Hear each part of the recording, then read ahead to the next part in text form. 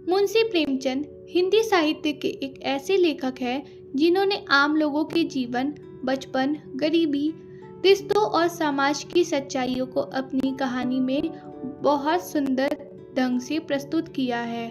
गुल्ली डंडा उनकी प्रसिद्ध कहानियों में से एक है, जिसमें बचपन की यादें, दोस्ती और सामाजिक भेदभाव को दिखाया गया है। गुल्ली डंडा एक देसी खेल है जिसे गांव और कस्बों में बच्चे खेला करते हैं।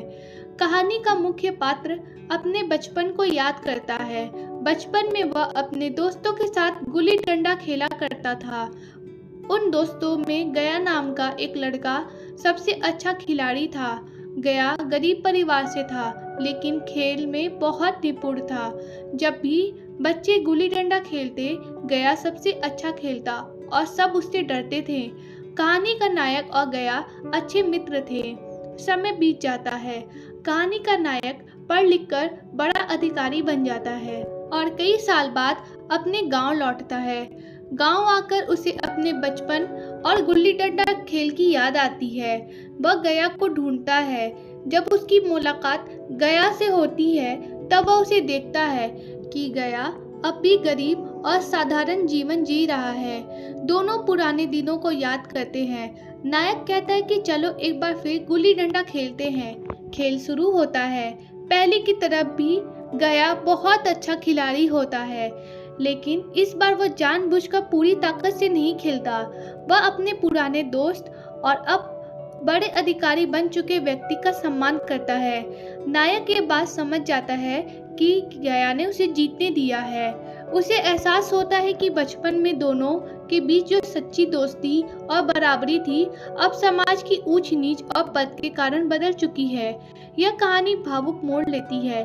नायक को महसूस होता है कि बचपन का समय कितना सच्चा और सुंदर था, जहां अमीरी, गरीबी या ऊंच नीच का कोई भी महत्व नहीं होता था। इस कहानी के माध्यम से मुंशी प्रेमचंद जी कई महत्वपूर्ण बातें बताना चाहते हैं। पहला, बचपन का जीवन सबसे सच्चा होता है। दूसरा, खेल बच्चों को बराबरी और मित्रता सिखाते हैं। तीसरा, समाज में अमीरी, गरीबी और ऊंच नीच के भेदभाव से रिश्ते बदल जाते हैं। चौथा, सभी सच्ची प्रतिभा केवल बड़े लोगों में नहीं होती, गरीब व्यक्ति भी गुणवान हो सकता है। पांचवा, समय और सामाजिक स्थिति इंसानों के व्यवहार को बदल देती है। लेखक ये बताना चाहते हैं कि बचपन में सभी बच्चे समान होते हैं। उस समय ना कोई छोटा होता है ना कोई बड़ा, लेकिन बड़े होने पर समाज लोगों के अंदर अलग अलग वर्गों में उसे बांट देता है। प्रेमचंद यह भी दिखाते हैं कि समाज में पद और प्रतिष्ठा के कारण रिश्तों की सहजता खत्म हो जाती है। गया पहले की तरह ही कुशल और प्रभावशाली था, लेकिन अब अपने दोस्त को अधिकारी मानकर उसके सामने संकोच करता है। लेखक हमें यह सोचने पर मजबूर करते हैं कि क्या सच में समाज में ऊंच नीच जरूरी है, जबकि इंसान की असली पहचान उसके स्वभाव और गुण से होनी चाहिए।